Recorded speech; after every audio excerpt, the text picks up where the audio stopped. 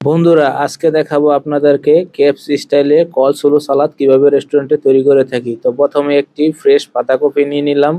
তো পাতাকপিটা fine Julian করে নিতে হবে প্রথমেই। তারপরে গাজরের শীট করে নিলাম, শীটগুলো ফাইন জুলিয়ান করে নিব। তারপরে দিয়ে দিলাম ক্যাপসিকাম, দুই ধরনের, গ্রিন ক্যাপসিকাম এবং লাল ক্যাপসিকাম। এবারে টক দই দিয়ে দিলাম অল্প একটু, মেয়োনিজ দিয়ে দিলাম 2 টেবিল স্পুন পরিমাণ। এবারে দিয়ে দিচ্ছি কিশমিশ। এবারে দিচ্ছি পাউডার দুধ প্রায় 2 চামচ পরিমাণ। এবারে দিয়ে দিচ্ছি পরিমাণ মতো লবণ, পরিমাণ মতো চিনি এবং অল্প একটু হোয়াইট পেপার, এবং দিয়ে দিচ্ছি মাস্টার ক্রিম।